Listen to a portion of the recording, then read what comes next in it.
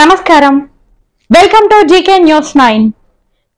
రేవంత్ రెడ్డి గారు మొన్నటి రోజు కేబినెట్ లో తీర్మానం చేసి రైతు భరోసా కార్యక్రమాన్ని ప్రజల్లోకి ఏ విధంగా తీసుకెళ్లాలి, గత ప్రభుత్వం రైతు బంధు పేరిట కుండలకు గుట్టలకు బీడుబడ్డ భూములకు కంపచేలున్నటువంటి వాటికి ఇచ్చి ప్రజాధనాన్ని దుర్వినియోగం చేస్తున్నారు.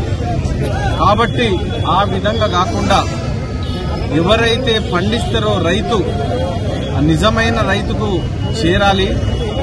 మొన్నటి రోజు మనం ప్రకటించినట్టు ఏదైతే రైతు బోనస్ ఇచ్చినామో సన్నబడ్లకు ఇచ్చినప్పుడు నిజమైన రైతుకు చేరిందో వాళ్ళందరూ లాభపడ్డారు. కాబట్టి రైతు భరోసా కూడా 12,000 రూపాయలు జనవరి 26 నుండి రైతు ఖాతాల్లో నిజమైన రైతులకు పంట వేసే భూములకు మాత్రమే ఇస్తామని తెలియజేస్తారు.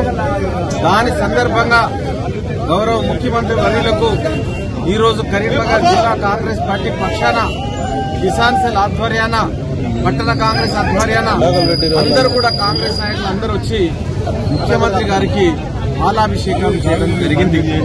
ప్రజాధనాన్ని వ్యర్థం చేయకుండా భూమి లేని రైతులకు కూడా పైసలు ఇవ్వాలని మరి 12,000 రూపాయలు రైతు కూలీలకు కూడా కేటాయించడం జరిగింది. దాన్ని కూడా జనవరి 26 నుండి ప్రారంభిస్తా ఉన్నారు. ఎప్పుడెప్పుడు అని ఎదురు చూసినటువంటి ఈ కార్యక్రమాన్ని అందరితో సంప్రదించి, అన్ని వర్గాలతో సంప్రదించి ఏ విధంగా చేస్తే రైతుకు ప్రయోజనం కలుగుతుంది,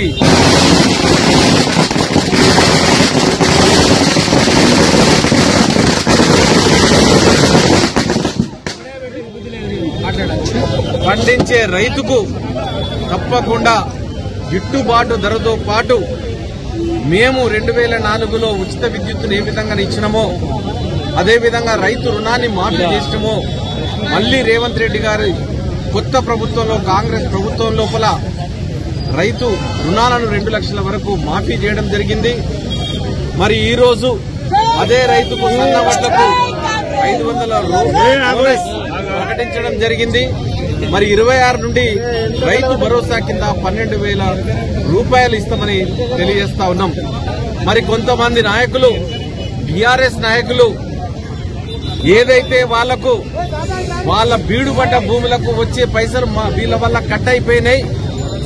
మరి రాహుల్ గాంధీ గారు వాగ్దానం చేస్తారు వరంగల్ మహాసభలో మరి 2 లక్షల రూపాయల రుణమాఫీను గిట్టుబాటు ధర 15,000 ఇస్తా అన్నారు. కాబట్టి మరి ఇవ్వాలి, మేము నష్టపోతున్నామని ఆర్తనాదాలు మొదలుపెట్టింది కేవలం టీఆర్ఎస్ నాయకులు. రాత్రి ఏఐసీసీ ఆఫీస్కు పోస్టర్లను కూడా రాహుల్ గాంధీ పేరు మీద ఇస్తారు. ఇది చాలా అవమానకరం.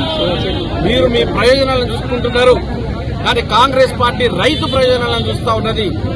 నిజమైన రైతుకు చెల్లించాలన్న ముఖ్య ఉద్దేశంతో జనవరి 26 నుండి రైతు భరోసా కార్యక్రమం, ఇందిరమ్మ ఇళ్ల కార్యక్రమం కూడా మేము మొదలు పెడతా ఉన్నాం, ఇస్తా ఉన్నామని తెలియజేస్తూ రైతులందరూ కూడా సంతోషంగా దీన్ని ఆహ్వానిస్తా ఉన్నారు. కేవలం కడుపు మంట అంతా కూడా బీడుబడ్డ భూములకు ఇస్తలేరు, మా గుట్టలకు ఇస్తలేరు, మా కొండలకు ఇస్తలేరు అని టీఆర్ఎస్ నాయకుల బాధ తప్పితే వేరే వాళ్ళకు బాధ తెలియజేస్తూ మరొక్కసారి హృదయపూర్వకంగా కరీంనగర్ జిల్లా కాంగ్రెస్ పార్టీ పక్షాన ముఖ్యమంత్రి గారికి ధన్యవాదాలు తెలియజేస్తూ సెలవు. Hi, this is Neha Shetty. Please subscribe to GK News. Hi everybody, subscribe to GK News.